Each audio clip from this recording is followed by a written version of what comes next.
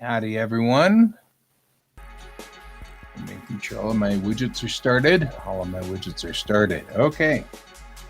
Well, there we go. We started all of our widgets. Hope everybody is having a nice evening. Full of nice evenings. Try to find a better place. Although this is just water, so if somebody, I won't name any names, decides to jump up here and spill my water, at least I've got some better options.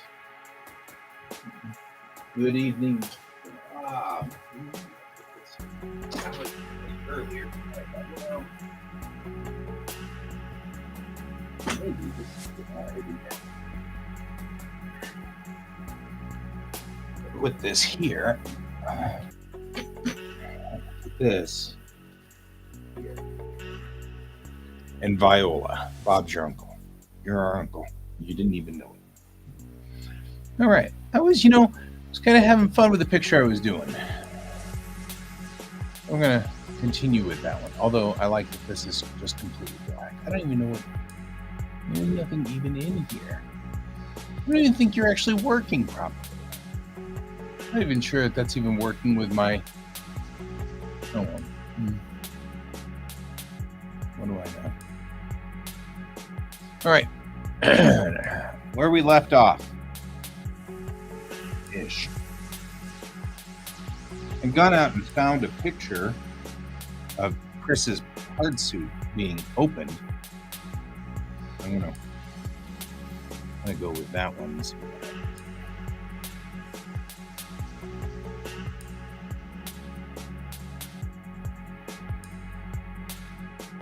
Right, kind of goes around to the side here. This moves forward.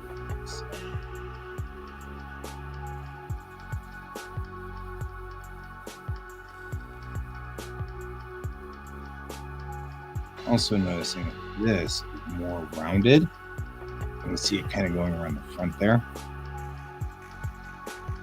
This is less individual boobs.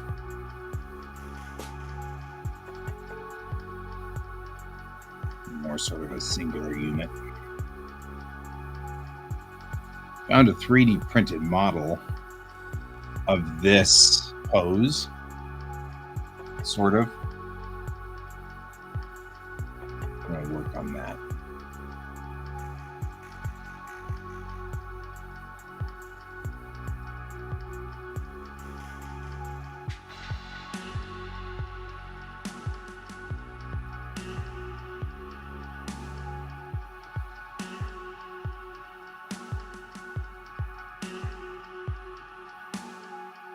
So, yep, kind of moving through here. We're a little late today because we've been rewatching Star Trek The Next Generation, and we are in the middle of third season in, like, the place to be.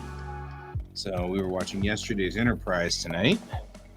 Still an excellent episode. It came right after an episode called A Matter of Perspective. This was a good episode.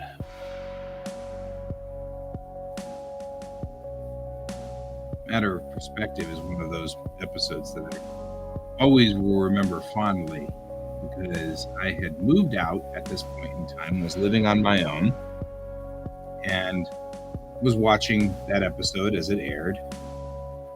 And my mother called out of the blue and said, "Okay, how did they do it?" I mean, that was literally the way she started the episode, or started her. I answered the phone and she goes, "Okay, how'd they do it?" And I was like, "What?" She's like, "You're watching Star Trek, right?" I'm like, "Yeah." She goes, "How did they do this scene? Riker just walked behind himself. How did they do this?" Now, you guys probably know my mother worked in the industry. She was a producer and a talent agent. So she wanted to know if I had read something somewhere about this episode. Hey, Ken. She wanted to know if I had seen something or read something about how they made that episode.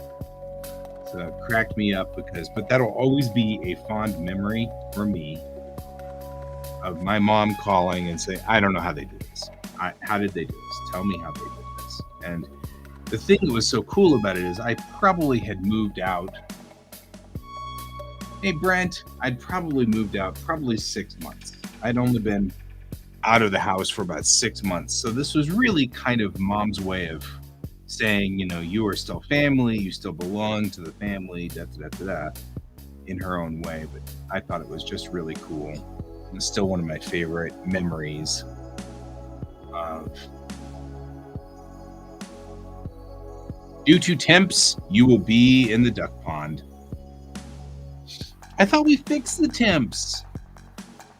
I thought it wasn't so horrible out there anymore. Good night, love.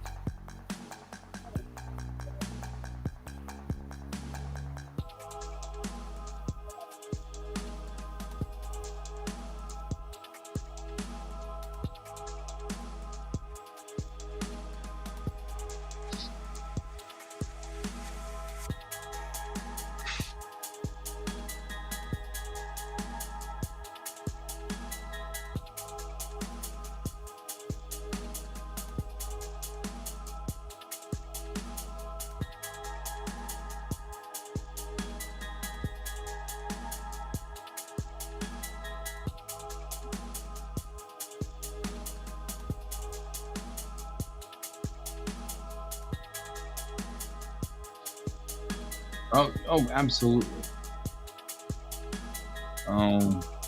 We did, but now we don't. I have a feeling what's going on out there.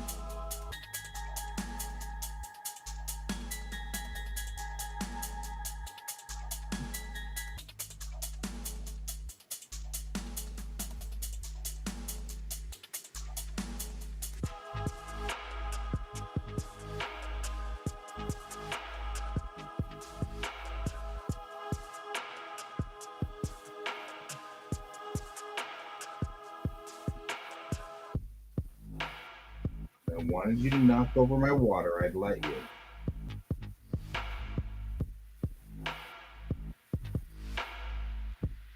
Put it in for the SP1 about you. Oh, really? You're just knowing that I'm on to you because you're trying to knock over my water. Good. My placement.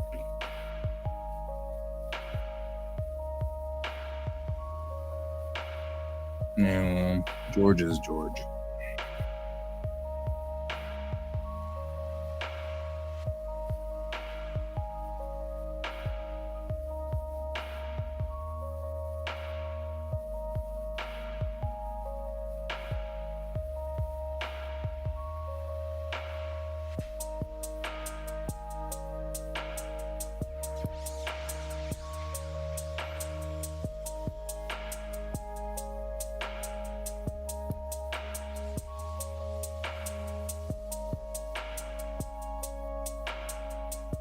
Yes, I figured that was what you were referring to.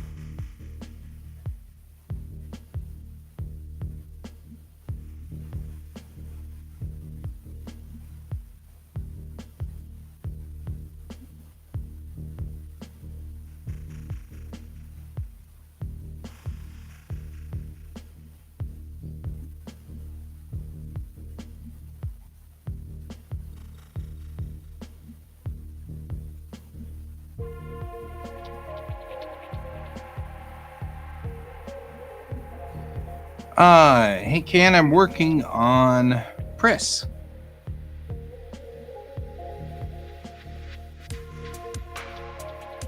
I'm doing a how far have I advanced thing. Look over here.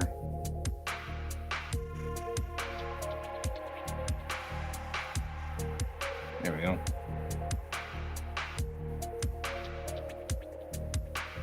There we go. This is the how far have I come since 1991.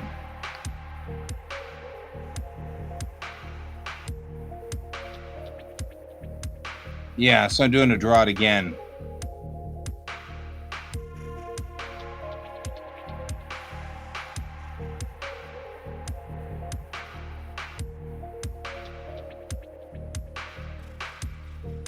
That's what I'm doing. All right. And part of the reason we're having a problem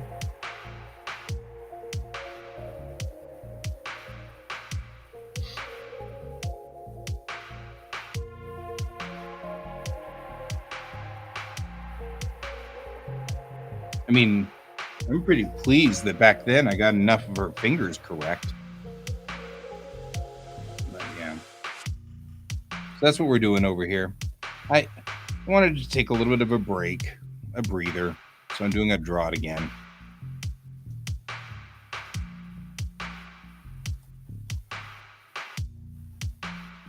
Besides, I never got to draw the Moto Slave.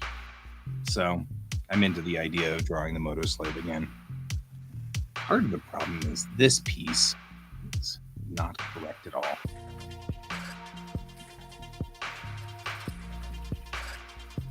Well, I just wanted a good solid challenge, but yeah.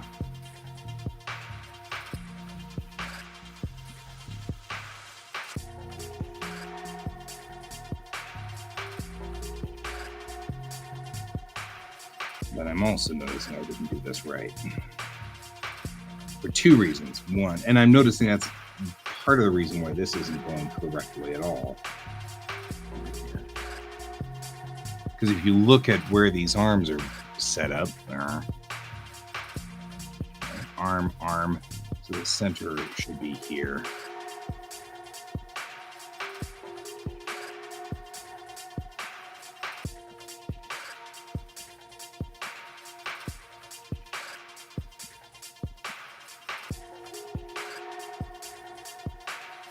And it's bowed back like so.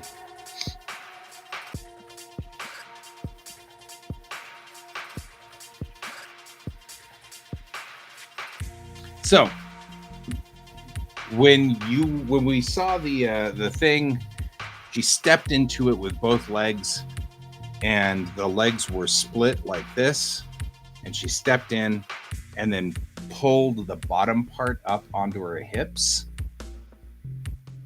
and then leaned forward, put her arms into the arm pieces, and then leaned back, and the two shells snapped together. We are between those two positions.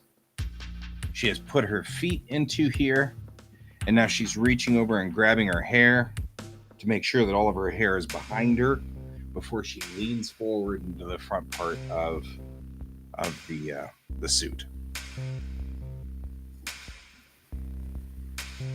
So that's where we are. And we are crooked on this, I think. I mean, not a whole lot of crooked, just a little bit of crooked.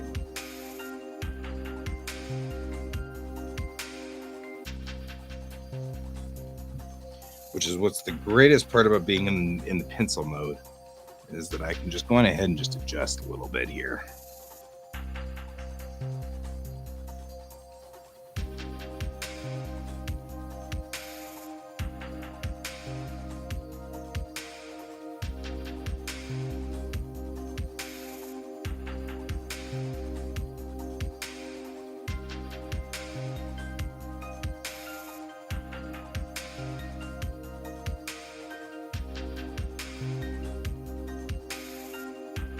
Yep. You didn't have to worry about with Lena and Sylvia because they both had short hair. unless it was 2040. Because in Bubblegum Crisis 2040, Sylvia had long hair.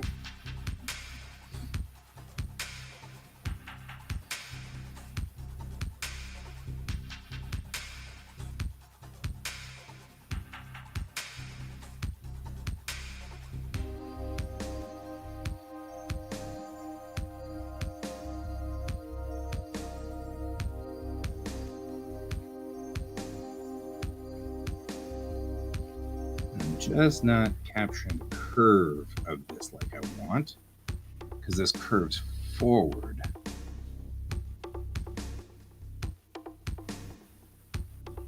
Commander Quackers!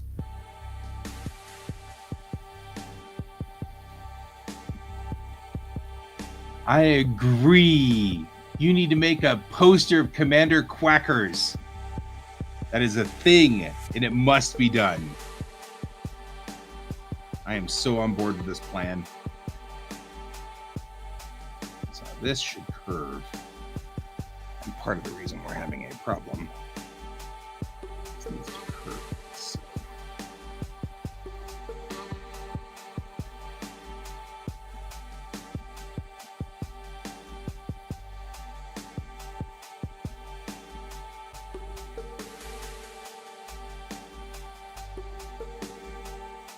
Like that.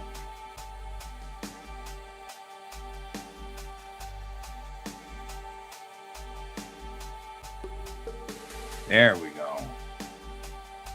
Crew of salty ducks.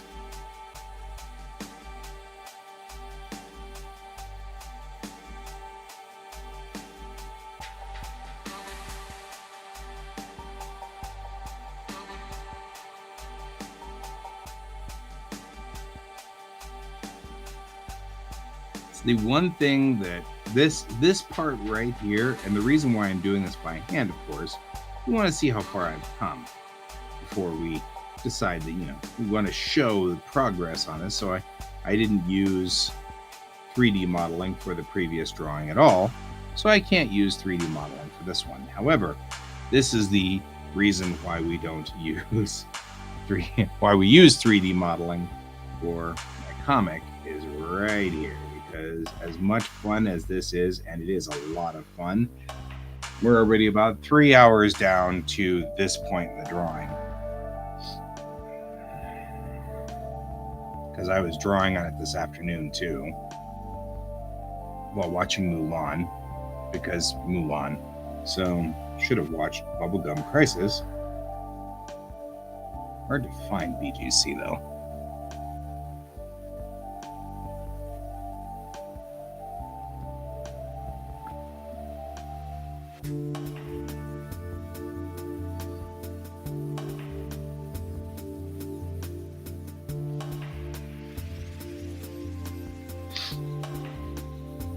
That said, don't think that there isn't power suits in Bellatrix Rising. We just haven't seen them yet. But we will.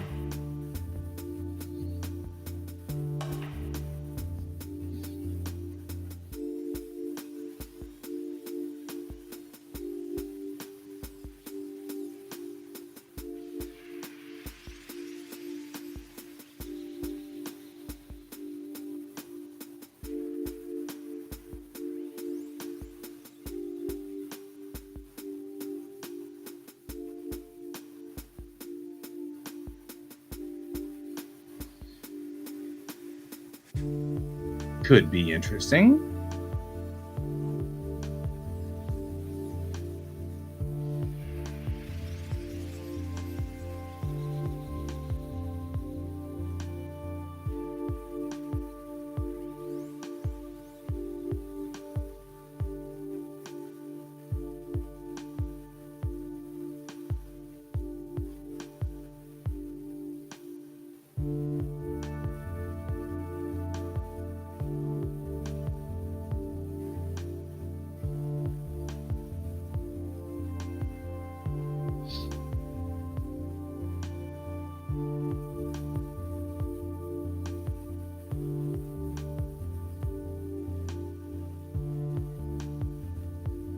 R is there, as in Sailor Moon R?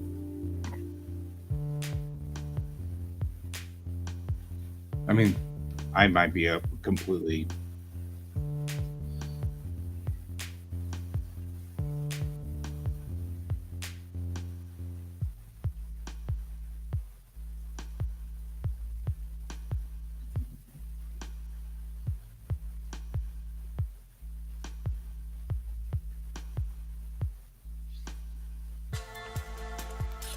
Oh. Yeah.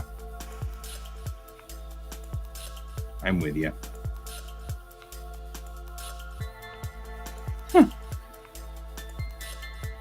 It's like calling initial DD not a totally inaccurate assessment.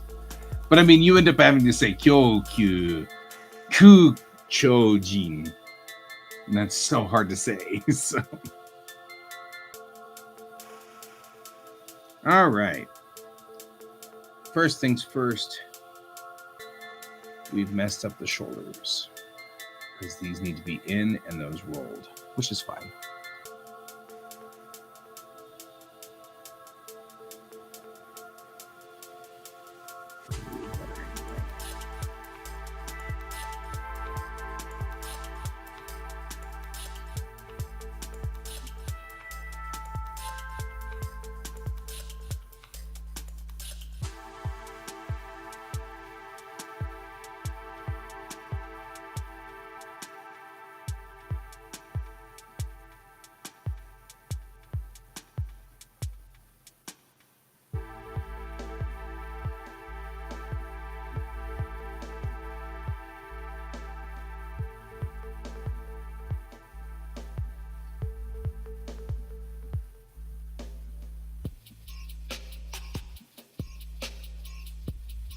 You know, a bummer. This looked cool that way, but the truth is that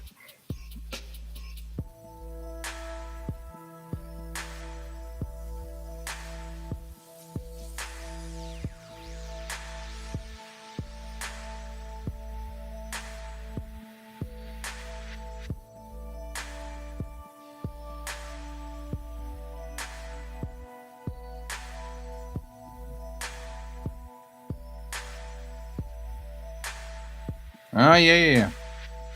Ultimate Superman R. No. Japanese works. I know what show you're talking about.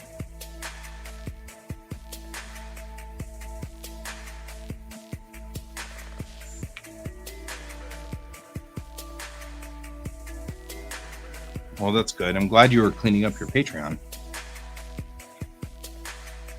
Seeing as how we probably ought to maintain all this stuff, we're so bad at it.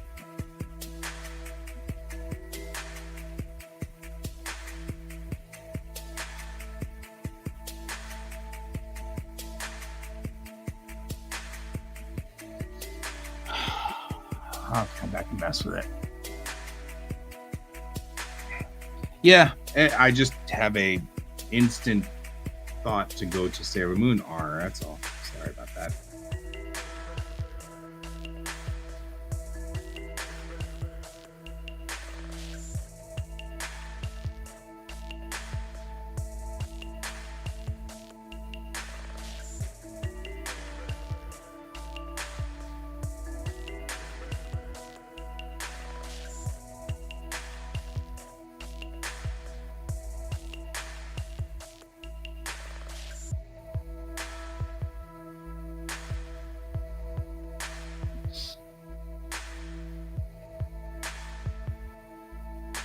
No, it doesn't. I am doing a redraw there, Colton. So, 100 years ago, when I was a young pup, I drew this picture, and you can tell exactly when I drew it. Right there. So, this is my redraw. And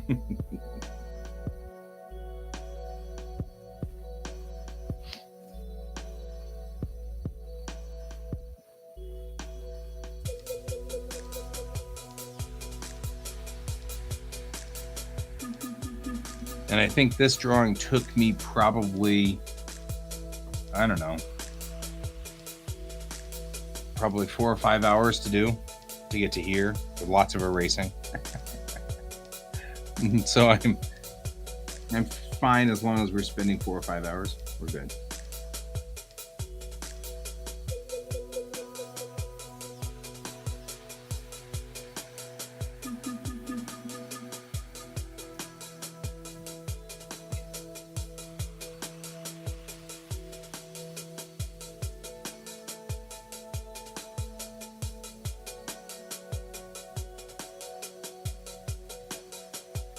Oh, hey, send me that link, Bob.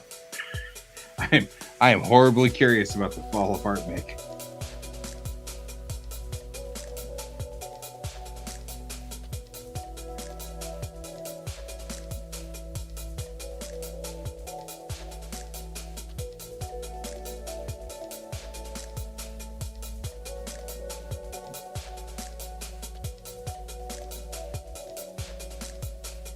Oh man, most Piata. There's another, if I ever have time to mess with it, moment.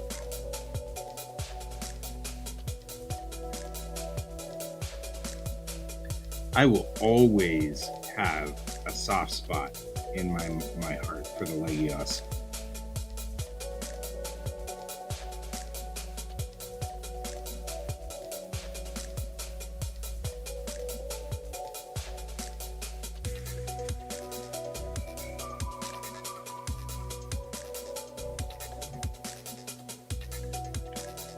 Yeah, Legios will always be one of my favorites.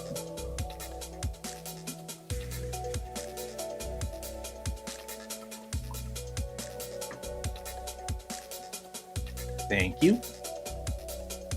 I will watch that with great interest.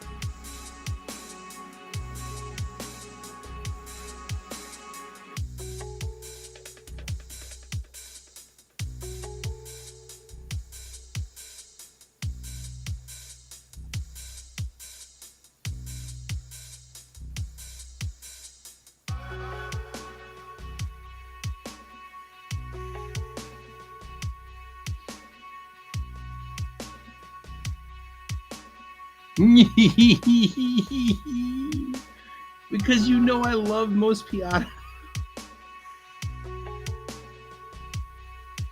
Yeah, most Piata is so good. So good.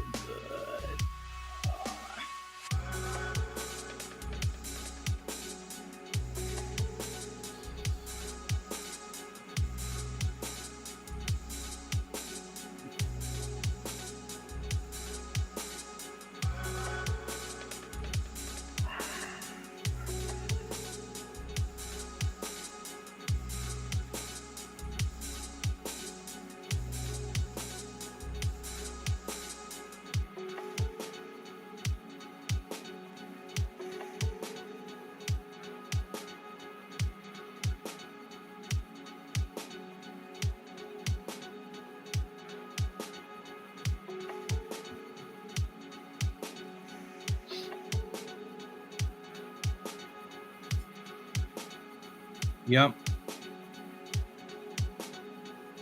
It doesn't matter. That's one of the shows where I don't have a preference. I'll watch it in English and I'll watch it in Japanese, and I really don't care either way. I don't have. I mean, I've got very strong preferences on certain shows. It is fun to watch Sailor Moon in English, but I can't really stand it after a long while. But like Kiki's Delivery Service, I don't really like the Japanese as much because of Phil Hartman and his version of Gigi. So like I have strong opinions as to usually where it falls, but that is not true of most Piata. And then if it's Macross, I'll watch it in either mode, but I have a very strong feel in the. I feel like it needs to be part of whatever lore I'm in. Like if I'm in a Robotech mood, I'll watch Macross in English, but if I'm watching like Macross 7 or something like that, then I'll watch it in Japanese. It doesn't hurt that I have actually met and spent time with Mari Ijima, and so I prefer her all the time just because I know Mari, and so she's a sweetie and I like her and she's really kind to me, and so it was one of the perks of being in ops at the time when Mari needed to go find a place to eat during the con. And so I was like, hey, and then Becca just assigned her to me. I was like, but you're what? You're what?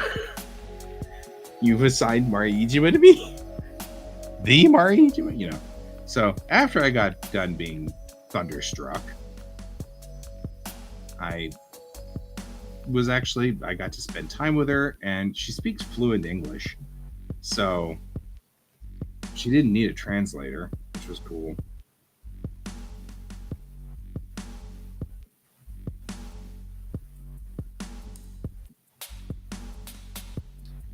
Maze, all I gotta say is, Can, that sounds like a corny game.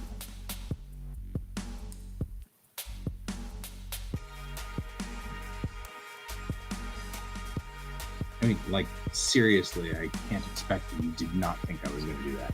I'm just saying.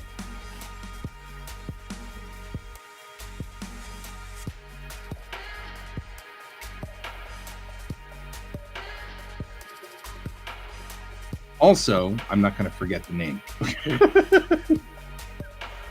Because I made that joke.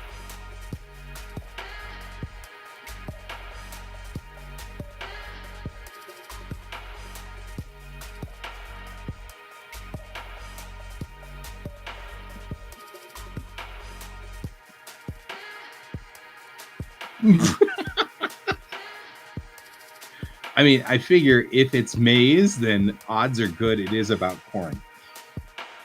So, I mean, like, that's a...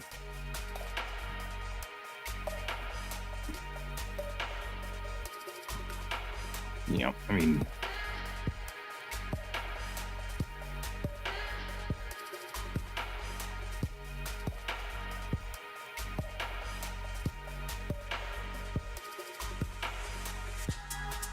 Sentient corn. Okay, I'm even more on board now. I mean, you had me at dad joke, but, you know. All right.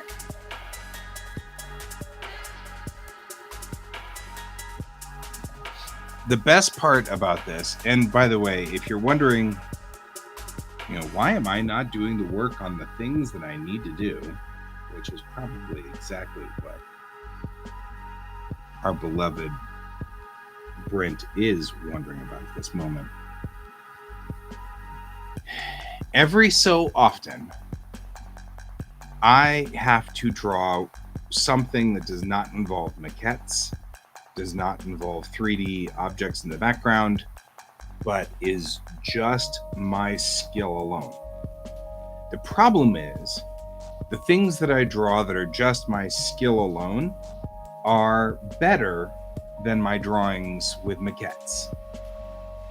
And I know that. But the maquettes are faster.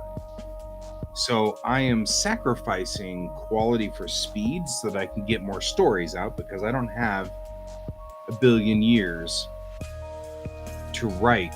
I don't know if Can wasn't watching this morning, but Bob was, when I was going through all of the folders in Bellatrix Rising of the 3 acts that make up the arc of Bellatrix Rising, but there are 50 episodes of 3 issues apiece.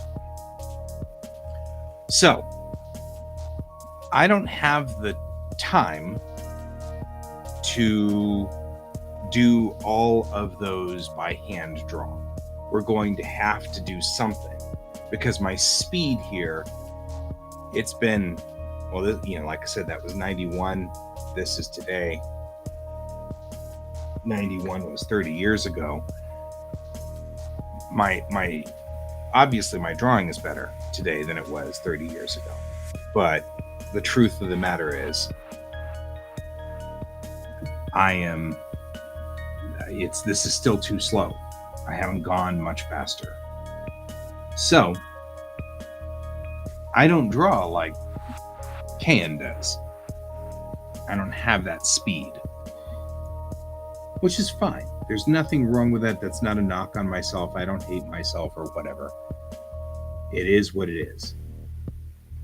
But it also means that I don't have there will be no way I will ever get my comics done if I don't use maquettes. So, every so often, I want to draw a picture that does not require the use of maquettes. This does a couple of things. One, it proves that I can do it. It proves that I'm capable of doing it. And so, that's what we're doing here.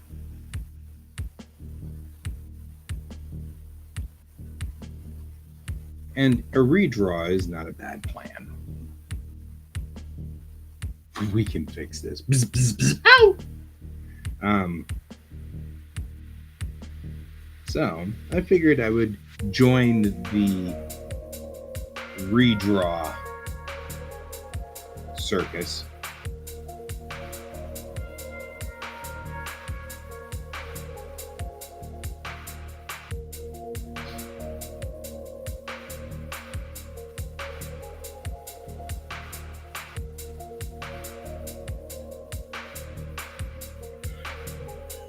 And redraw something that I had drawn back in the 90s. And then we will do the whole process, and we will film it. And then if anybody, including me, because this is more for me than it is for anybody else. And that is, if anybody, including me, decides that I'm some kind of hack for using maquettes, I can remind myself that I am far more than capable of doing this. You know why this doesn't work? Because it's really right here.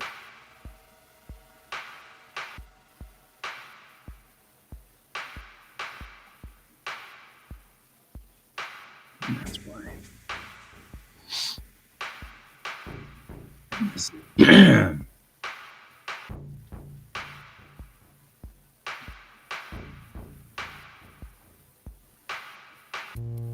Anyway, so that's the reason and the purpose for this quick little detour here.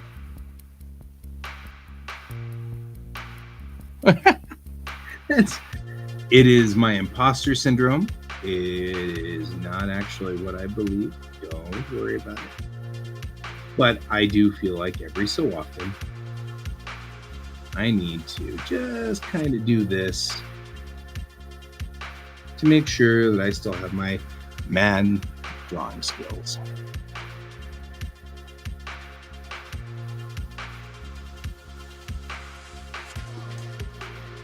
I appreciate that. And I'm not. So early on, very, very early on, maybe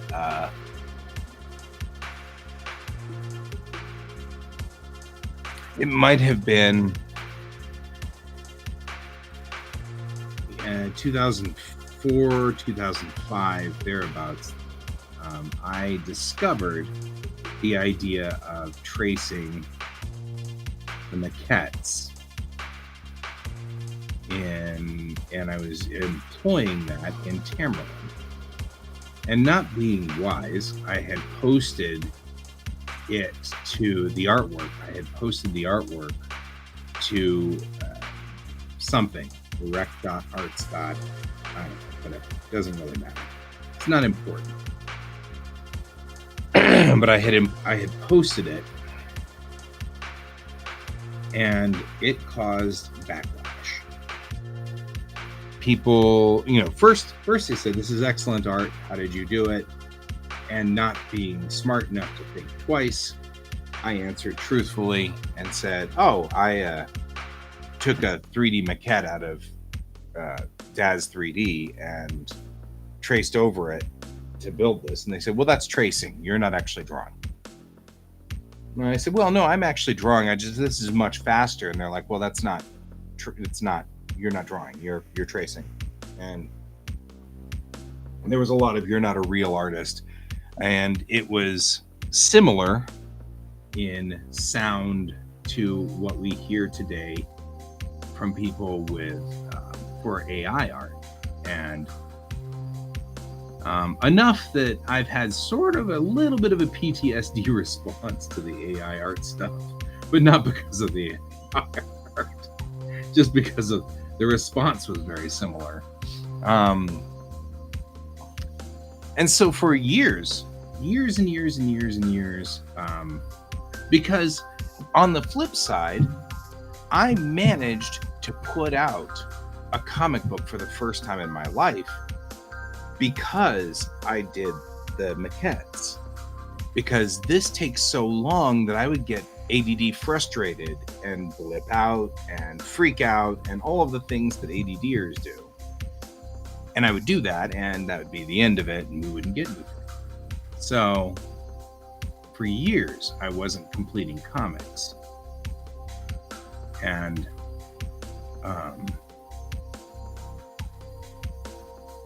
anyway, so when I finally did the maquette thing, I was able to complete and finish a comic and a story, and that propelled me to finish many more because it was completed.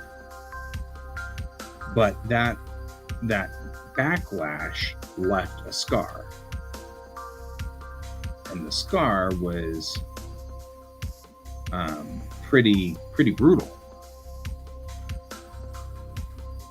And Bob, for a while that was exactly what I did. I told no one that was the case. I told no one how I did it, why I did it, etc. I just kept it hidden. But that felt even more disingenuous. And then I joined Red Team Go, and the other Bob in our group, Oi Bob, I told Oi Bob that in sort of I have to make a confession, sort of way. And Oi Bob's response was, "That's freaking genius. So you've managed to save a bunch of time by doing this? Oh, I wish I had thought of that, And I was like, "It's genius?" Well, it's been long enough now that, I actually was like, "Wait, what do you mean it's genius?" Right? Because I didn't know. I was like, "Oh, I don't think it's genius. I think it's stupid." It's like, so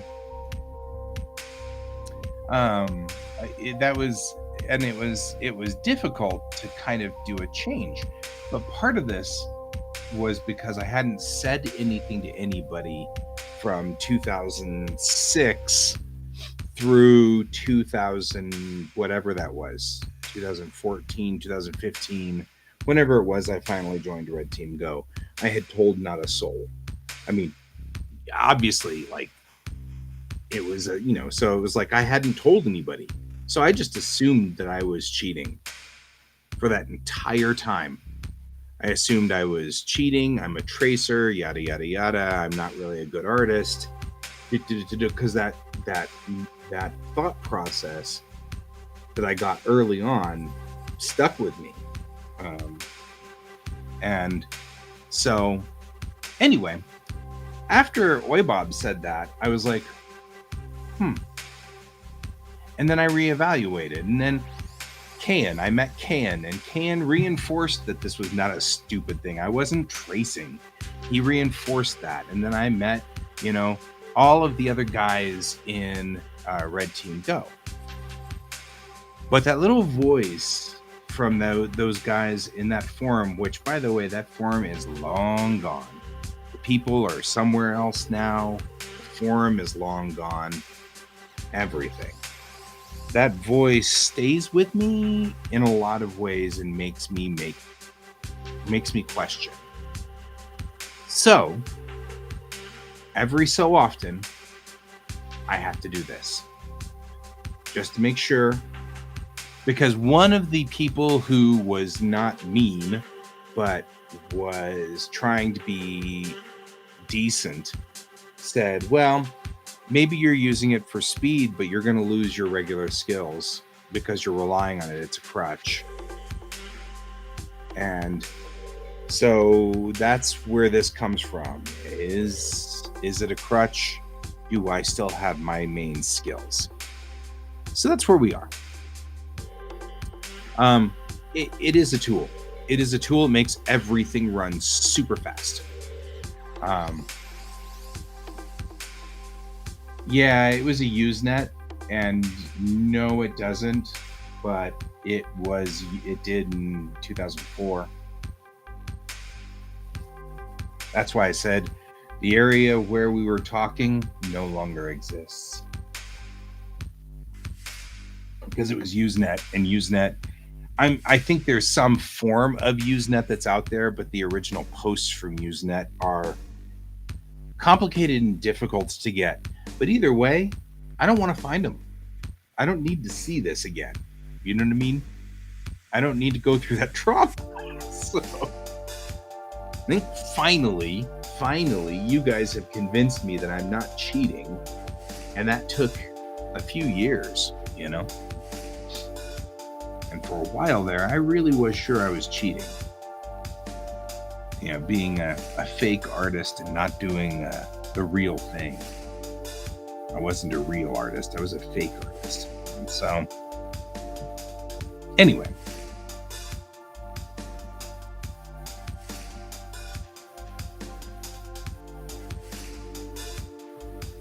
And it is a tool. But even then, I'm still slightly nervous every time some new person comes onto our channel while I'm copying or tracing over Chang, I still sort of hide that and don't mention it and don't talk about it. There's still a little bit of shame that's built in, which is why people keep saying online, they're like, hey, I have a right to my opinion. You do, but you have to be aware that those opinions hurt. And when you make those opinions, whatever opinions they are, that's inflicting pain, and you are choosing to do that. And that is a choice. And I get to call you a jerk for it, I was thinking that today I was reading on the Sims, in the Sims Reddit, subreddit, somebody was having a problem with a thing showing up on their sim.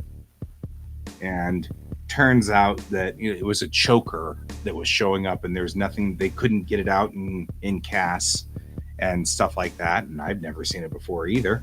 And somebody said, "Oh, it's part of Wicked Whims." Um, oh, I appreciate that. And somebody had said that was part of Wicked Whims. Wicked Whims is the sex mod for Sims 4.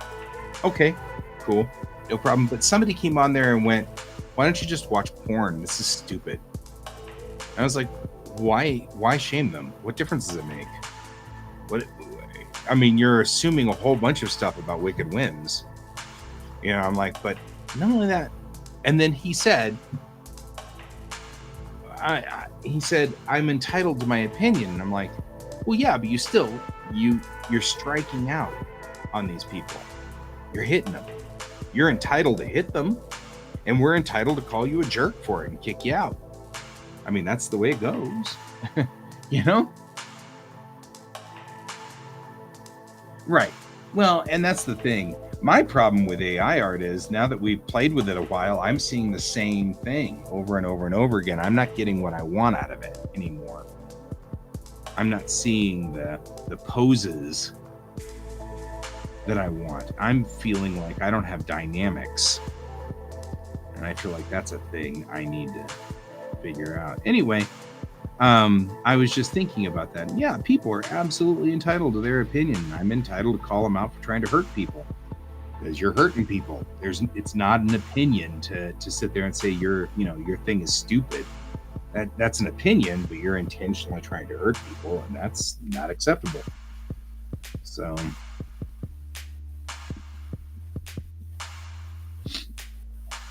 there we go. That's more like what that should look like. So, I mean, it's a thing. And it's because, I was hurt for years because of somebody's opinion. Their opinion was that I was cheating. And I took that. Right? I definitely internalized that. Well, sure. And I think that's the thing.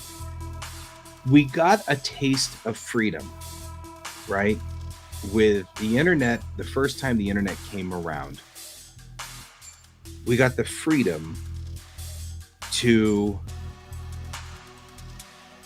see, believe, and talk as we really think, without any repercussions, because you didn't know me and I didn't know you. And I was just, Tim 47370, which may or may not be my real name. Right? So you could say whatever came to your mind, and sometimes people just have dumb, stupid ideas. They're dense. They didn't quite grasp the whole picture. We can't. There's too many pieces in this world. We can't grasp all the pictures. So people got used to that, and now it's become the tradition. So people who don't know anything about what's going on can just pop in and make a stupid comment and hurt your feelings and hurt you and things like that. And, Bob, you're right. You said it was jealousy. It does take a lot of work to make these things work correctly. It takes a lot of work. It's not easy, right? We've had that discussion many times. Even with the maquettes, this takes time and effort, and it's difficult. And you have to 3D model the maquettes. Yes. You're like, I'm over you talking and not being able to defend. Like, I'm sitting there going, I am losing my mind here because I'm having to type this out. You might as well just join. Yeah. I have my camera turned off. I'm just doing audio. That's fine. There's nothing wrong with that. It's totally fine. But and understand, I am recovering. Yeah.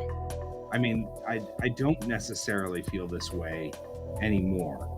What's happening is I've discovered a long time ago that that what I'm kind of trying to get at is that it does hurt. Your opinions hurt.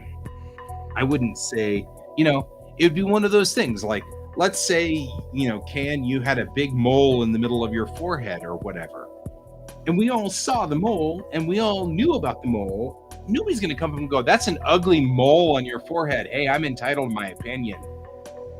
We know better, And that's the biggest thing. And that's like... And some people want to be asshats to be asshats. I mean... It's a power play. Yeah. Like Bob had said, they're jealous. They don't have, and he's right. And it's because they don't have control in their life. And I understand that. But it doesn't stop it from hurting. Yeah. It doesn't stop it from doing long-term damage. It depends on the age of the person as well. Yeah. Like, if you talk to younger me, like when I was still in high school, I was an asshole. Like, sure. I will admit that. Particularly to digital artists, because I didn't believe that digital art was a real thing at the time. I believed you had to be a pen and paper artist. And I have since grown. Of course. Yeah. I think that's funny, and I'm chuckling because I did too. And that's why I'm chuckling. I'm like, oh God, me too. Yeah. But it's like the AI art now. It's, do I necessarily think a person who only does prompts is an artist? Not necessarily. But I think a person that uses AI art to help them visualize things or to get ideas, I think that's perfectly acceptable. Sure. And me too. And I think that's... I think if they had figured out a way with the AI to make it so that it was easily identifiable, watermarked in some digital way, they'd solve the problem. Yeah. Because I don't think anybody minds me using everybody's art and hashing it together to come up with a concept that I never use in public. They have a problem with me hodgepodging your art and, say Colton's art together to come up with something and then calling it mine. But if I took something you drew yesterday and stuck a head from Colton's character on it, and then drew that without tracing or whatever, but drew that, neither one of you would have a problem with it. Yeah.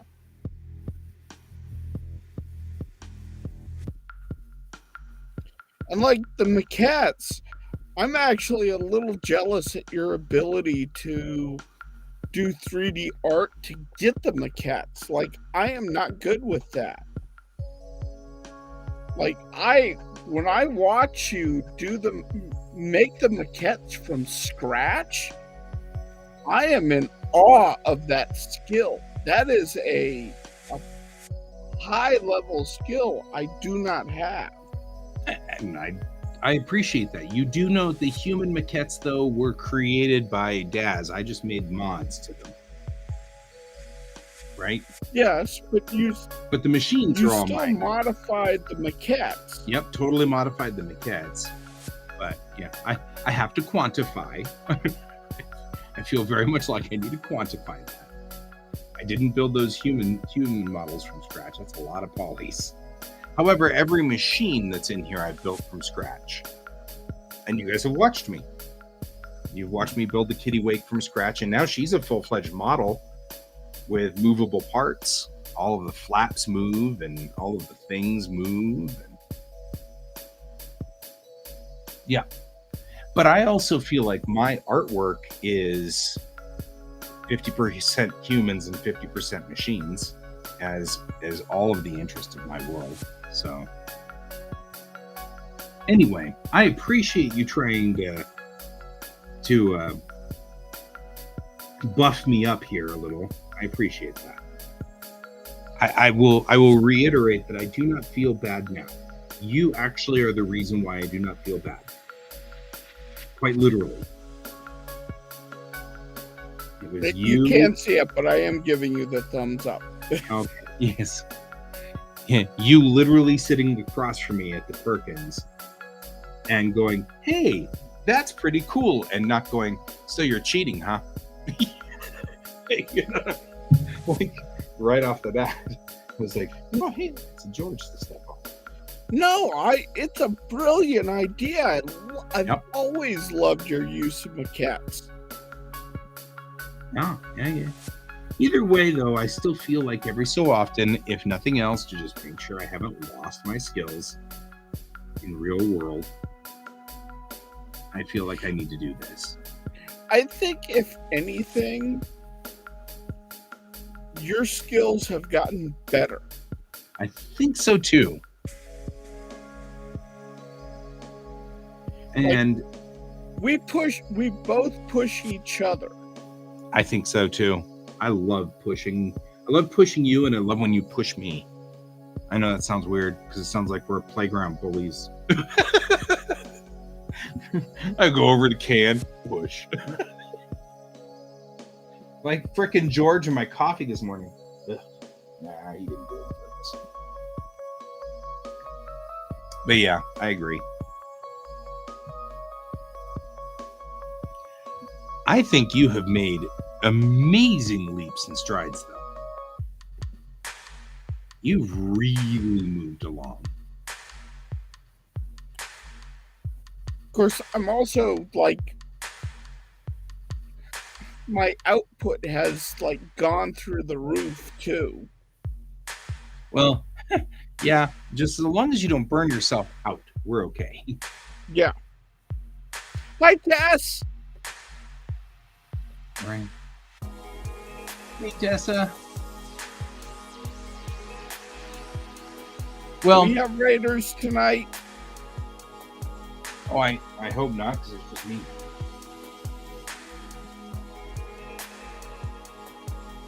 Yeah, Tessa. So one of the things that I was talking about was that it's a little different, and it's one of the reasons why I feel like guilty about it and everything like that, because this is without a maquette at all. I just picked a pose, and then I've been working off of the master picture here of Chris, and just transferring her over.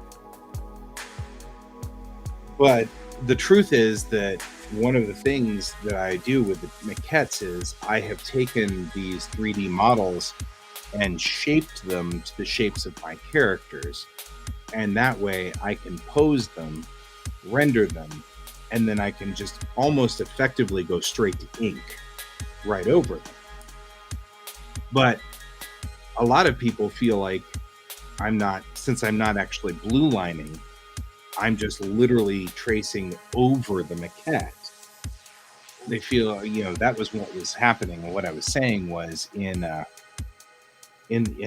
beginning in 2004, I was on rec.arts.something. I don't remember, rec.arts.art, rec.arts, on the Usenet out there somewhere, and explained my process. And somebody I got like, it was a horrible backlash. 5-6 people, teaming up, dogpiling on how I was not a real artist and all I was doing was tracing. And so I went underground and never told anybody this until I joined Kayan's group of Red Team Go.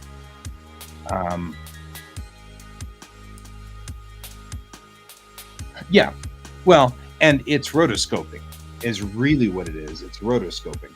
But the point is that I'm good now.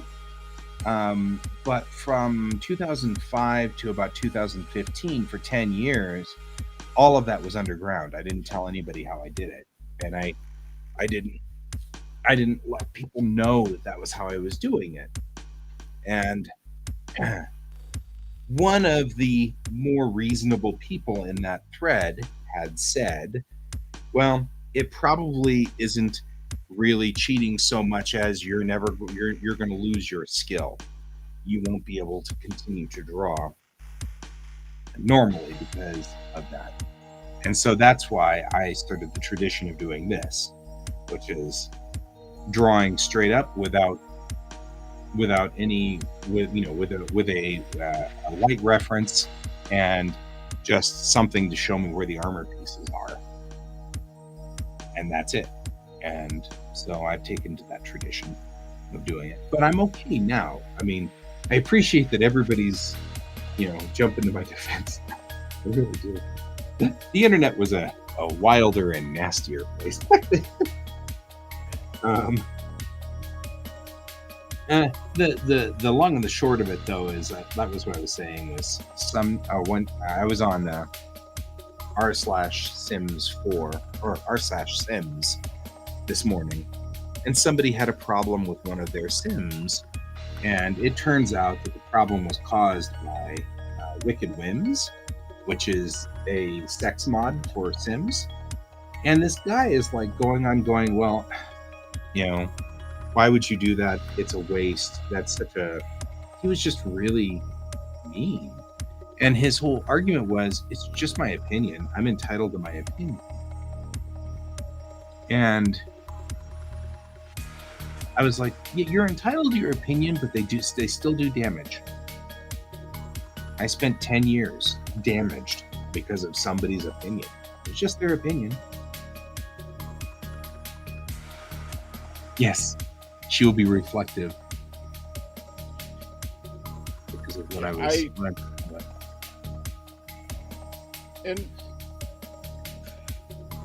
And you guys spend hours trying to convince me.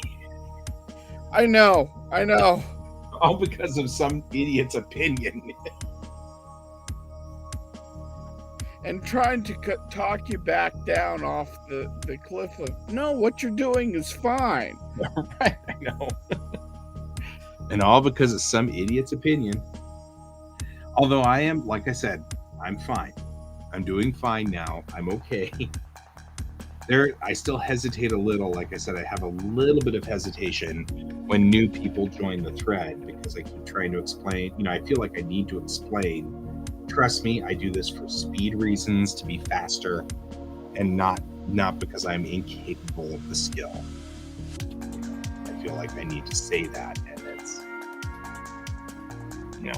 But the other thing is, recently I've kind of come to the realization that the things that I'm attracted to are machines and mecha and things like that.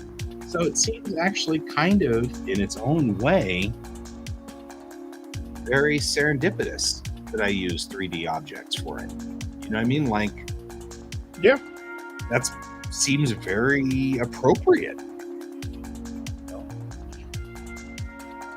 Well, and I think, honestly, you're one of the best things to have come out of 3D modeling is the maquettes, because like you could do Transformers so much easier, or even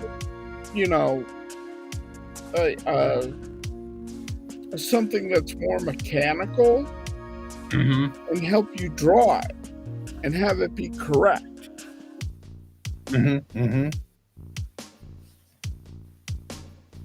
Yeah, I mean, we're sitting here fighting with. I've been fighting with this plug suit this hard suit all day because it's hard to get all these angles and all these pieces, and I've got to in my head.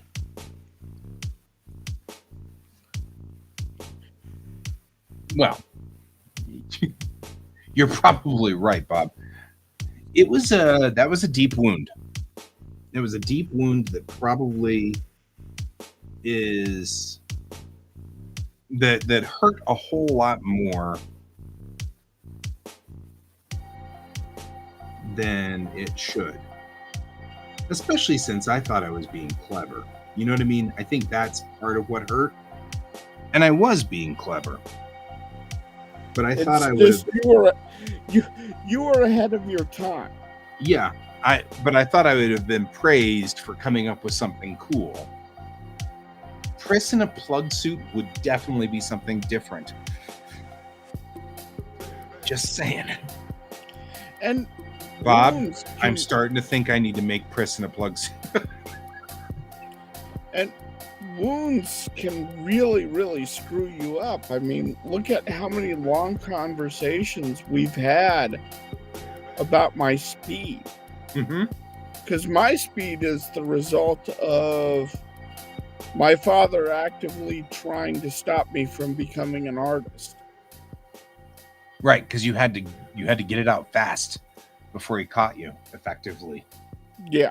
For better or for worse, that's sort of the, and it's true, and it's like, you know, and of course my speed comes from having ADD and knowing that I have only a short amount of time before my attention span wanders, and I won't be able, because I'm already kind of starting to wander on this picture.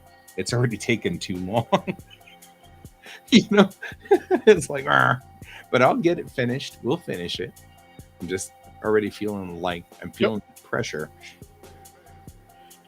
But yeah, don't make me break out the whip and shock monkey again. And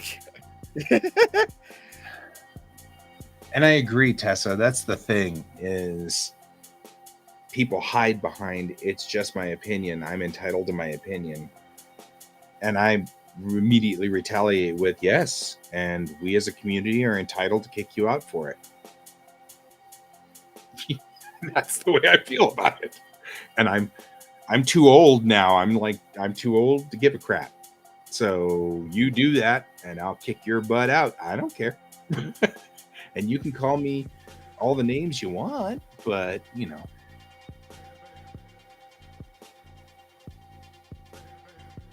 He goes in Mackey's Mecca. Oh, you're going the other direction. Asuka in a hard suit. Ooh. I have a certain amount of love for Asuka as well, and I always will. She is one of my old school favorites. Let's see if I can find what I was looking for here.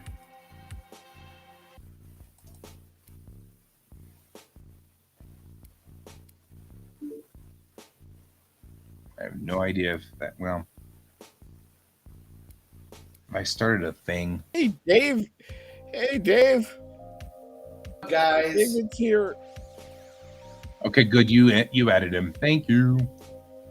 What up? Hey, how's it going, man? What's up? Just living. Thankfully, today's my Friday. Well, that's good, I think. Hell yeah, it's good. I'm gonna work tomorrow. I hate working. Oh, that's a smart idea too. I love my pose dolls. My legitimate real life maquettes, but I end up just making little stories and having them dance around and stuff. It's so much funny. So I kind of lose coherency. I have them, they're right over there, actual maquettes.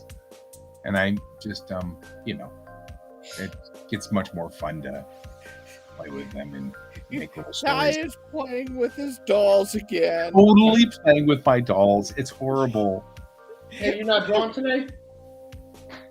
What's up? You're not drawn today? I'm currently in the back bedroom because the temperature dove too much. Oh, all right. Wow. I assume the back bedroom is warmer. Yeah, I can bunker it up so it becomes a hell of a lot warmer back here. Good.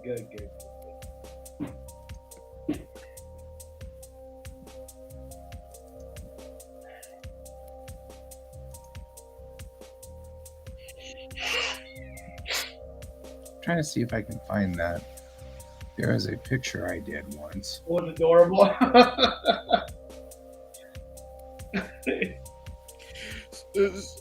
So Tess was playing Maze earlier today, and it was hilarious because some of the item descriptions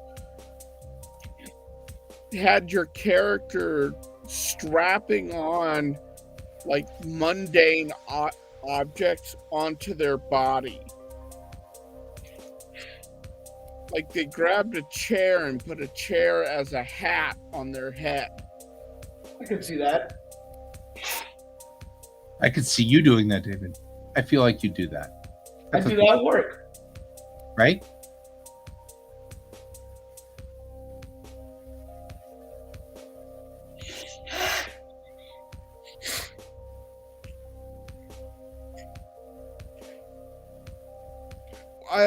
David, I'd name the space duck. The what? The space duck that's in the corner for QuaCk. Oh, okay. That's Commander Quackers. I like Commander Quackers. Like in the crackers?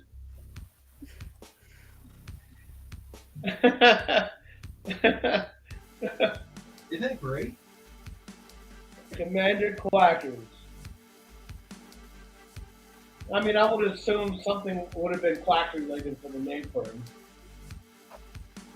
So I'm going to do a poster for Commander Quackers so that when we do cons, we can have we can advertise QuaCk at the cons, the conventions, right at the table.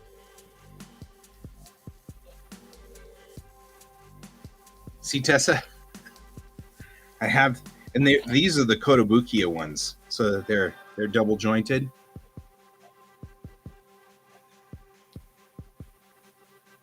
So you have them too. Oh my. Yes, with the extra elbow piece and the extra knee piece that they can actually like kneel and sit Seiza and go, oh my. I also added Way two too more much. things to my Redbubble shop. Oh? Yeah, it's a Sinner's Crown and a Black Church.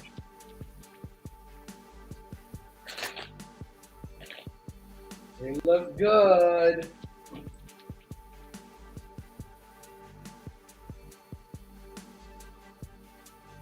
Oh no, your female one broke? I even got the little girl one and the little boy one too. They are creepily anatomically correct because they're Japanese, but still really cool.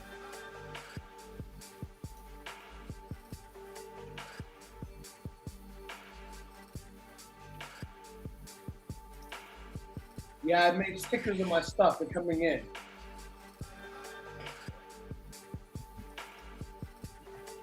Yeah, and your stuff is so good on.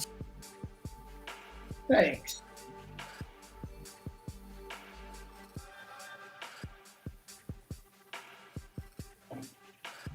Although my Sinner's Crown one, I'm thinking about doing a sweater for because it looks that good.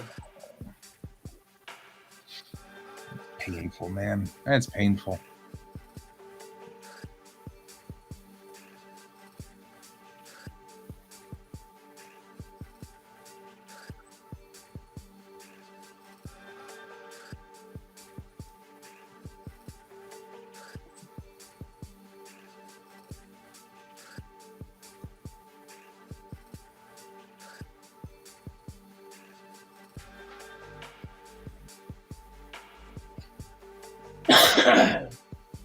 So, just so we are all cognizant and aware, these are the actual cells from Bubblegum Crisis. Said because they're scans from a buddy of mine who actually owns these. They're on his wall. So, I'm looking at them to see where joints are, because they're actually better than the pictures that are over here on specific joints. I'm right here, George. I'm right here. Weirdo. I'm right here.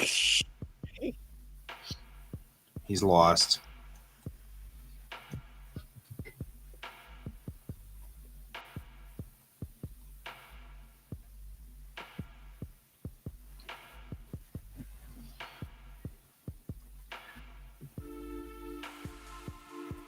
Yeah, I know, right? I'm jealous of it too, but that's where I got my background of hi, weirdo. I've spotted you. You're not, in fact, invisible like you think you are. He thinks he's invisible. Nobody can see him, you see.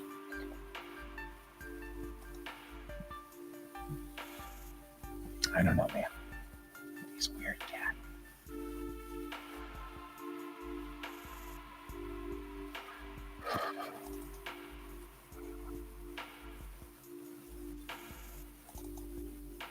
Hey, David, check your Facebook Messenger. I sent you a picture I did yesterday on the show.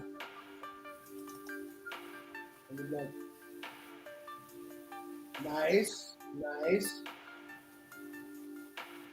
It looks like she's ready to fuck somebody up. Yep.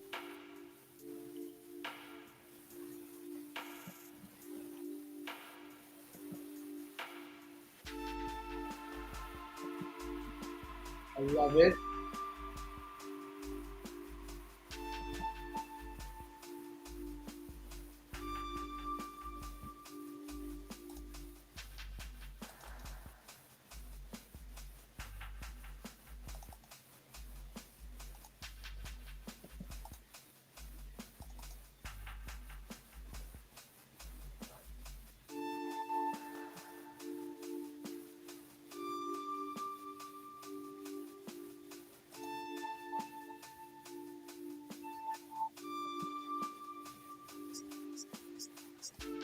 George?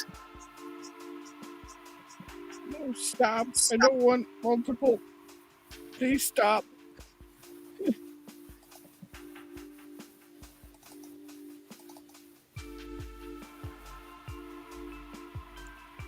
You're not talking about me. No. I got mentioned in a comment and I clicked on it and it brought up the show. Oh, So everything was starting to double up. this was a picture I drew in 1994. Not bad for 94. No?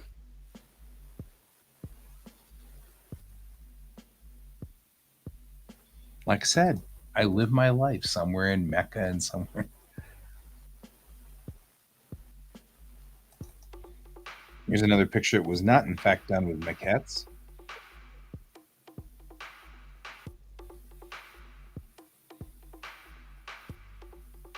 Well, that's a hard suit that I could use. Or this one, not done with maquettes either.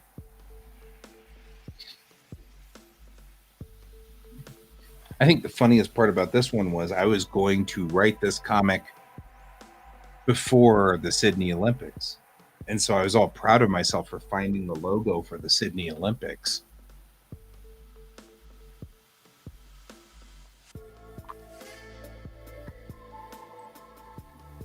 Because I came up with it before the Sydney Olympics. So nobody knew what the logo was. And everybody was like, did you just make up that logo? And I'm like, no, that's actually the logo. They're like, how'd you find that out? Because, of course, back then, in 1998 and 1999, people were kind of still having a hard time finding stuff on the internet. So it was one of those things where I was like, oh. Yeah, it's amazing how much the internet has evolved. Mm-hmm. Mm-hmm.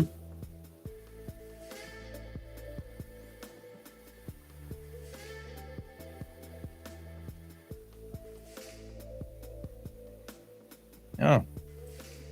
The earliest of springs.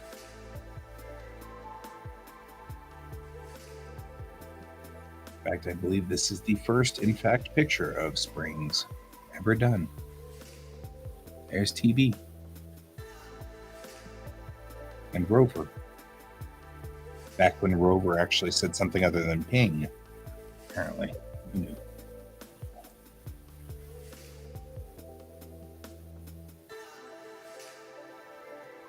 Yeah, that one took a long time to draw. A very, very long time. Check these guys out. Look how long I've been working on this design.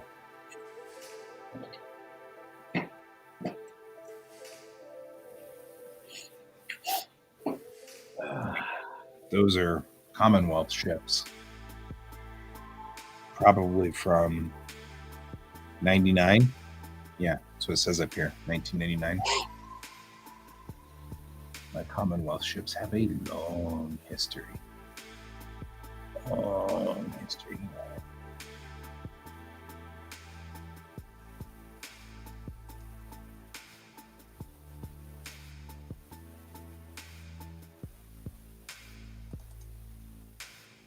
I don't know why I can't find.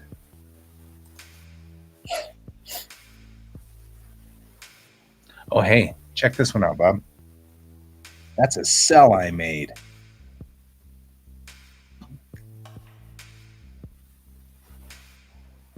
Not only did I draw the Harlock, but that's actually a cell. It's actually on cellophane with cell paints. And it's from 1988 or 1989 or somewhere right around there, where we were in animation class in high school. Damn, I don't even have my old art. So I was like, well, yeah. Oh, and then there's the original piece. Looks like that. That's the underdrawing. Because his cloak was going to blow in the breeze, so the cell didn't have his cloak because cloak was on a different cell. So that's the original. I should redraw Harlock. I love Harlock so much.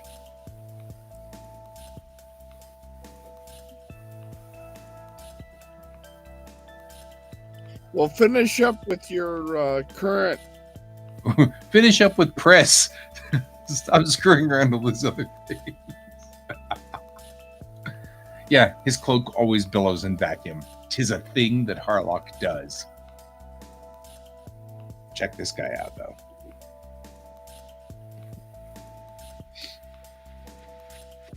That's 1990. I'm jelly. I don't even have my old pictures. So I made a rule when I was a kid. I ran into what distraction.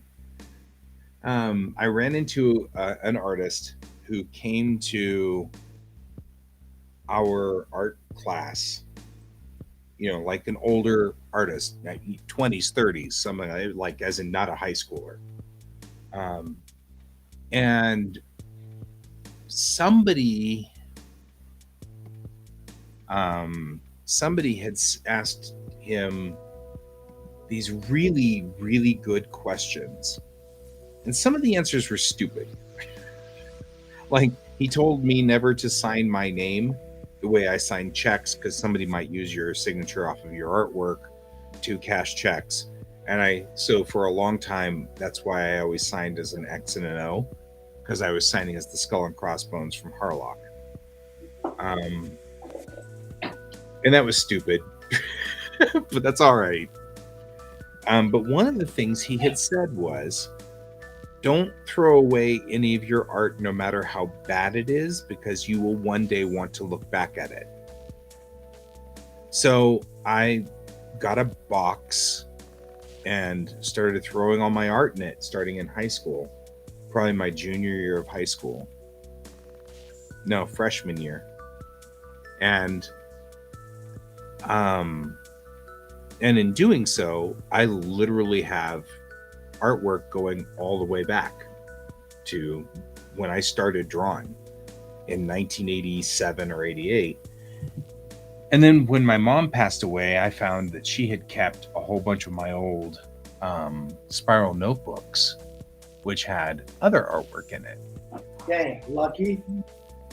And so I was able to scan some of that in too, which is good. So yeah, I mean, I have them all sorted now in my hard drives here. And it's like the entire gang there of whom we're dealing with right now. But like, you know, it's shampoo.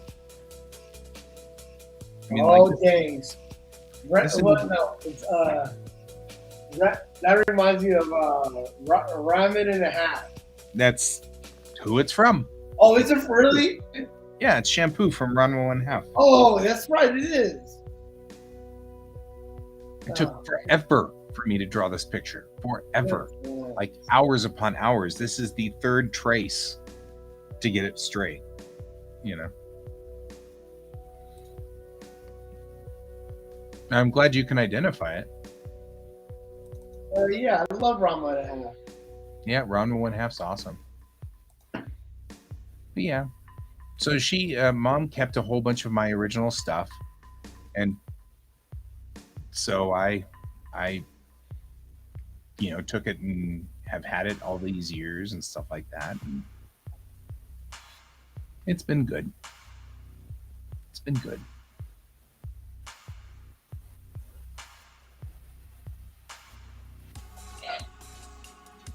Yeah, but it is kind of funny because you're right.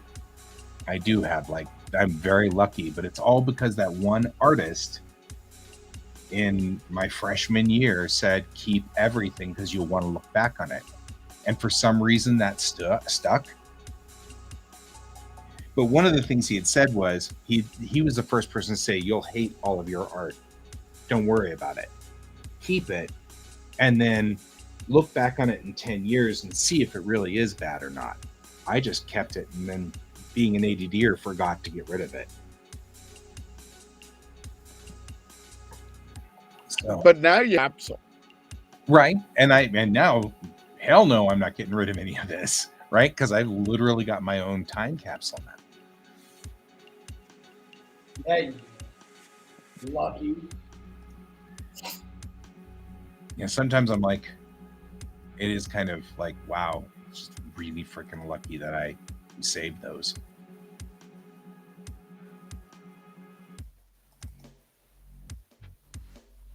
Yeah, like, here we go. This is from 1985.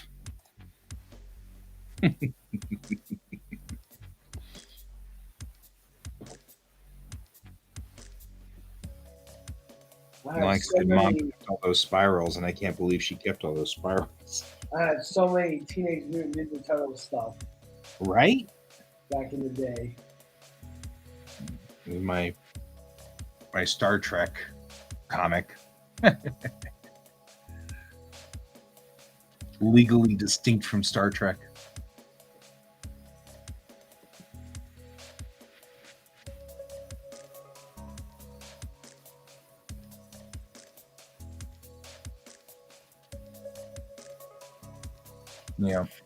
Yeah, that's a thing.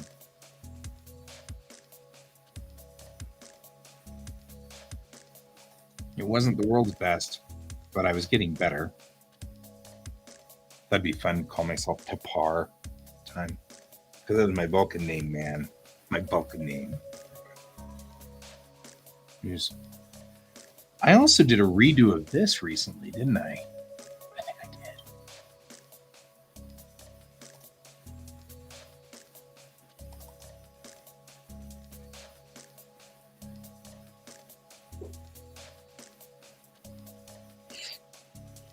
Yeah, I need to sit down and go through some of my old sketchbooks and do a draw it again. I love draw it agains every so often. I'm a little spun out right now from continuing my draw it. So that hard suit. So about that hard suit image, says Tessa. Just saying. Yeah, I should get back to that. Go back to that in a sec. I promise.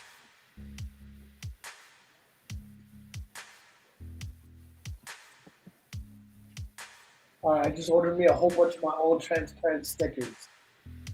No, you're not being a brat. You're totally doing what we're supposed to be doing on QuaCk. So you are absolutely well within your rights. You're on QuaCk to remind us ADDers that hello, we got work to do.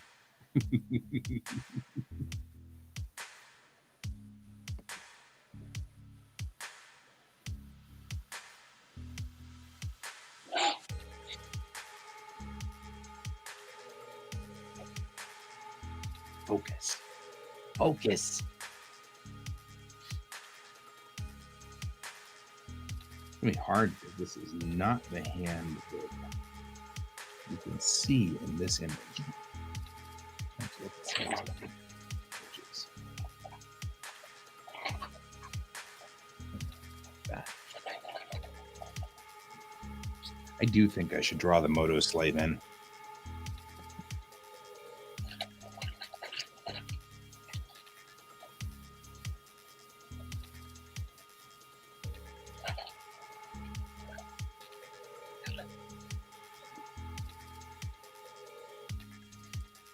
Okay, so Bob, help me out. Chris had a needler in this arm originally, but then she also had that make a fist, and it caused that pop up that was on top of which caused an explosion. So she had some kind of like magnetic mines that she could attach. I'm remembering that, but this picture is one of those her crash suit, and the other one is her crisis suit. Because like maybe I'm missing, maybe I'm forgetting. Yeah, the knuckle bombs. She had those on one suit. She lost her suit, didn't she? In episode 6. So she got a new suit after episode 6 came in 7. Both were in the original. So it must have been that she just folded her fist down and those popped up here.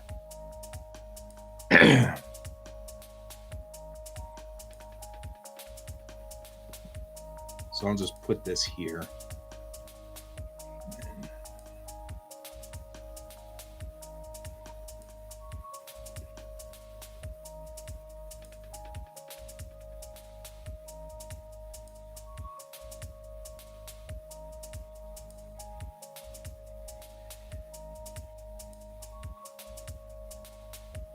There we go.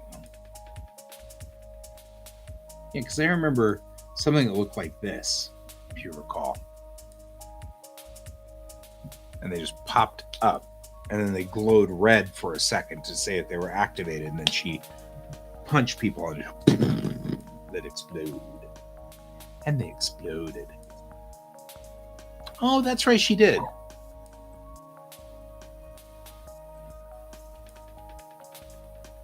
But then she also fired off those needles against a Booma at some point in time, and they just stuck. And it didn't actually blow up or something. It didn't do any damage. Yeah, yeah, that was the knuckle bombs, and the laser gun was in her second suit. That's what I thought too. She got a new suit because she got her suit was trashed in episode 6. And then episode 7, which was Double Vision, when they were fighting the four-legged spider mech, she had a completely different, or she had a new suit.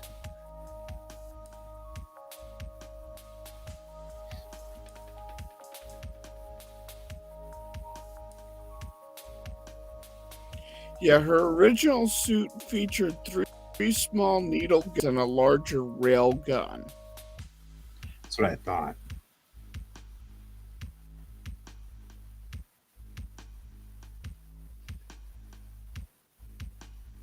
Hey, you guys hear about this Denver Indigenous Artists Comic and Art Festival? Never heard of it. Doesn't Bad Hand put this on? Did you get the link from me? Yes. No, I'm scrolling through my Facebook and I'm seeing it. Goofball. I My totally bad. posted it. I posted it. Oh, let me look. Bad Hand's doing it, but Oh, there it is, Guy Davis. that's why I'm haranguing you.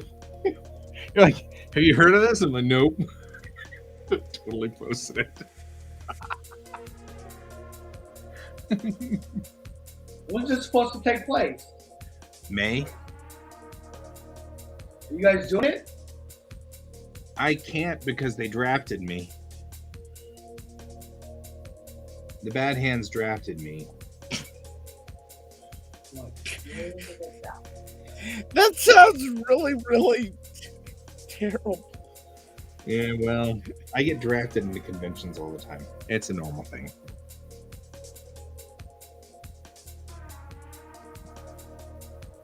But it's actually funny because I was like, I'll help you out if you want me, if you want any help. And they're like, awesome. And then I was like, so who's your board? And they're like, so you are. And I'm like, what? What? Totally. Such a raff way to do things.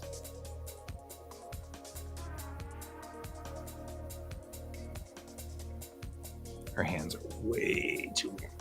That's all right, though. Wonderful thing.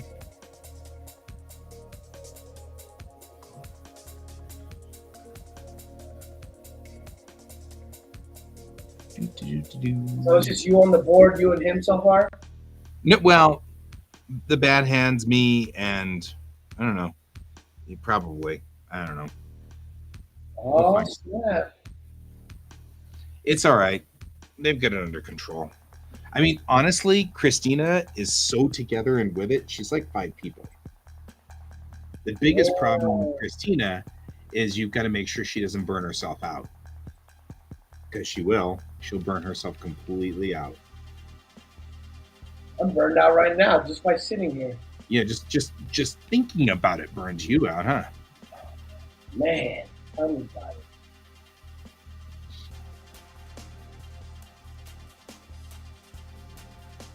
Did you see that the guy who did Gen 13 died? Yeah. Oh man, Gen 13 was my jam. Thank you, Bob.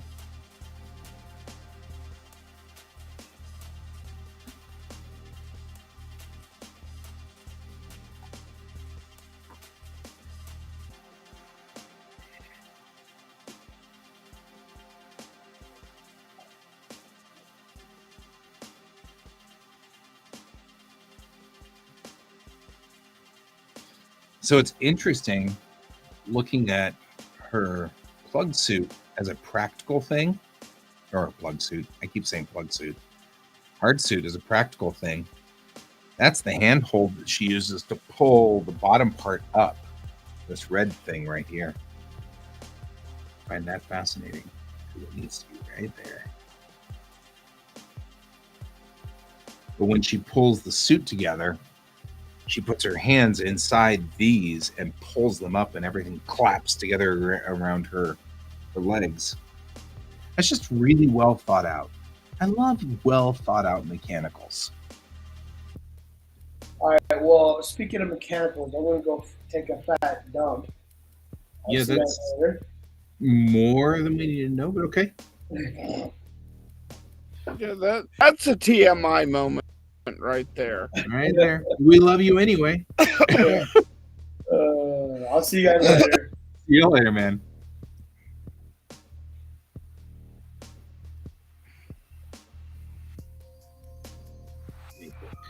Indented like that.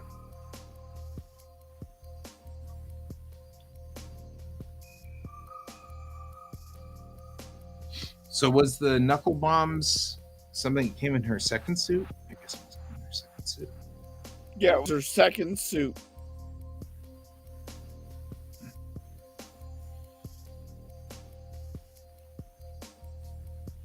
Yeah, we can make that work. Right? Just a little bit of TMI there.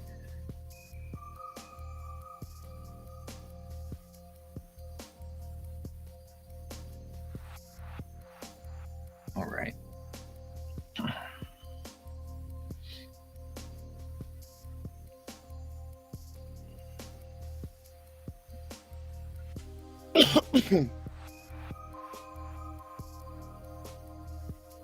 Moving across the lats.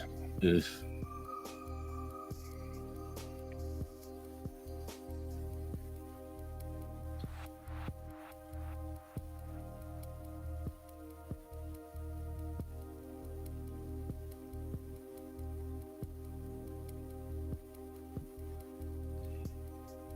And now I'm kind of confused as to which suit she was wearing underneath here.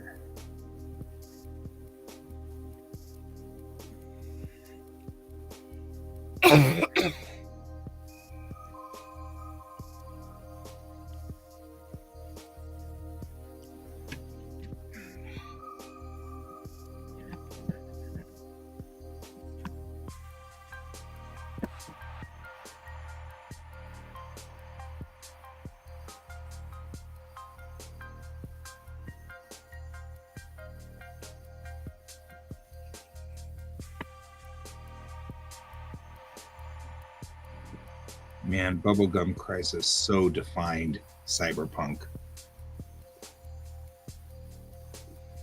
in its own way. And yet it's largely forgotten now, which is a shame. Which is a shame. BGC was a watershed moment for me. As a teenage boy, we had cute girls and mecha. How could I possibly go wrong? You know what I mean? Like, as a teenage boy, that was a thing. I was all about this.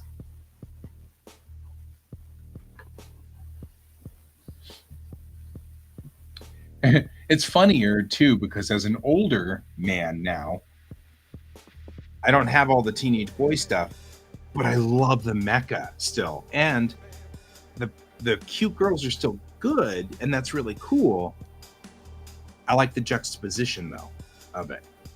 You know what I mean? Like I love the softness of a human with the hardness of the suit juxtaposed to against each other, and I really enjoyed that part now. So there's like I'm still getting stuff out of this some 30 years later.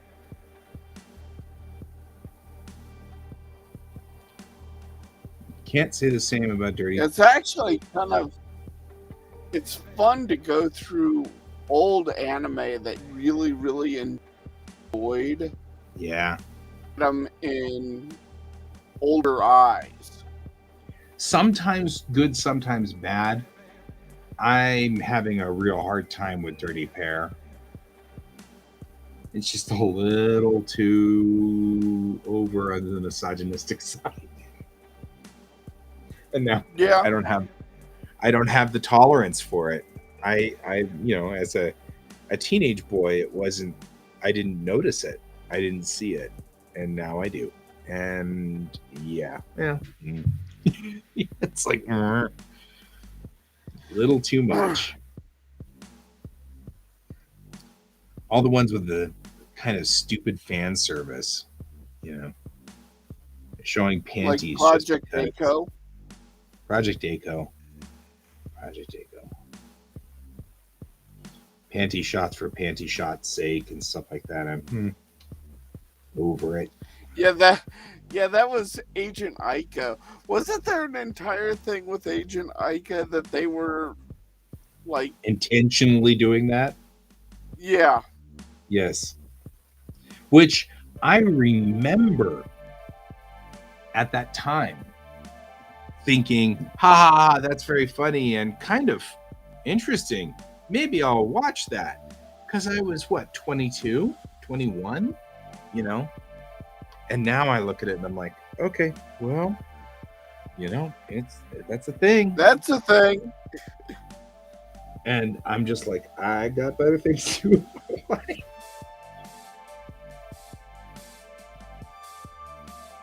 And now you look at, like, even Vampire Hunter or Ninja Scroll. You look at those, and those had violence for violence stake in it.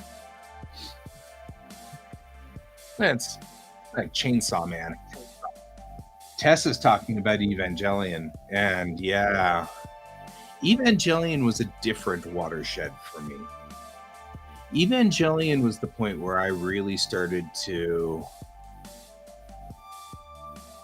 dig sort of psychological horror, because I've never been Tessa, just so you know, I hate jump scares. They trigger the wrong fight or flight in me, and so they trigger the wrong chemicals, and they make me really unhappy and sick. And so my brain floods my body with the wrong kind of the stress chemicals and stuff like that, and it's no fun. So I don't like jump scares. So I've never watched horror, and because nobody seems to be able to make a horror flick without the cat jumping off of the shelf or whatever, they can't seem to do it.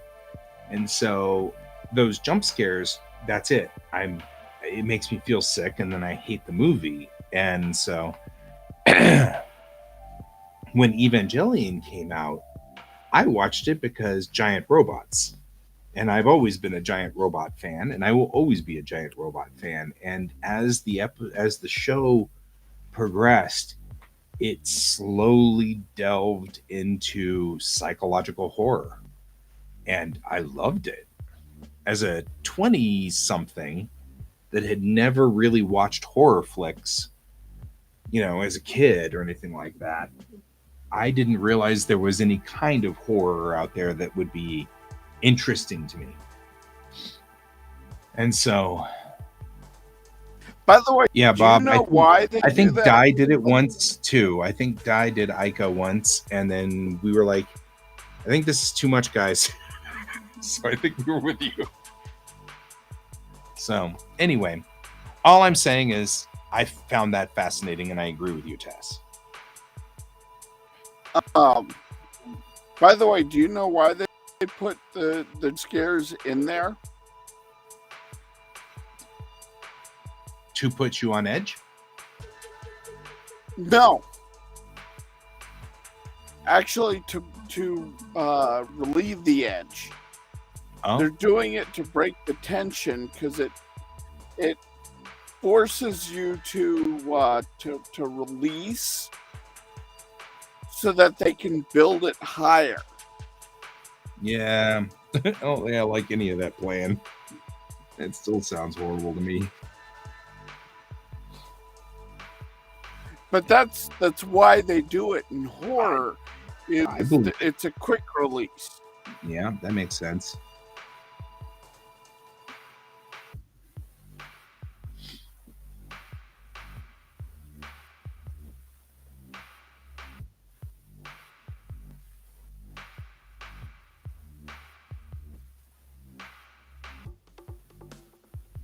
Oh, yeah, that's definitely her. And I'm not gonna, you are not wrong. You are totally spot on. I am not gonna naysay that argument. Nor am I gonna naysay the fact that you don't like her. I don't blame you. I loved her for a lot of reasons. The primary reason that I love her, though, is because she was different. Up until Evangelion, the characters that were coming out of Japan were cookie cutter, pretty similar, and she was so radically different, and I loved that. It was a break, broke out of the mold. And I don't know if I was faced with Asuka today, like if you were to show me a new anime with Asuka as the character with no background of Asuka, whether I would like her. I think I might be with you on her going, she's just broken for broken's sake. But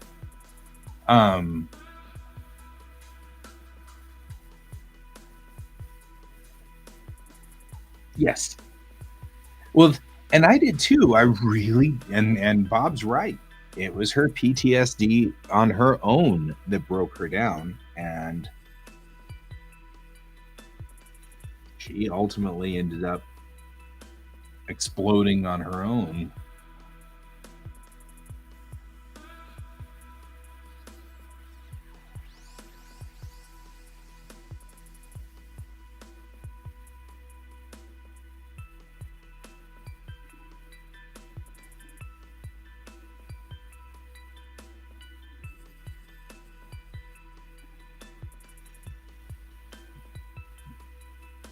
It is midnight local.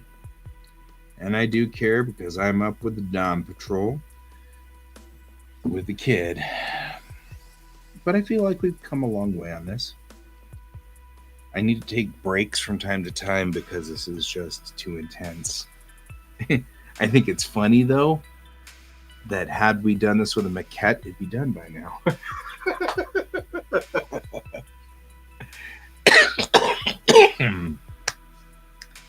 So maybe as a cap to my statement earlier, maybe one of the things that I'm kind of thinking good exercise for you. Well, yeah, but also I think to remind me that there's a reason why I use the maquettes. You know. Yep, use cans electroshock. But I think that that's also good to do this every so often so that I'll remember why I use maquettes. So, all right. Okay, well, thank you for hopping in here, Can. I'm sorry I keep making you think that I have... You are very welcome, sir.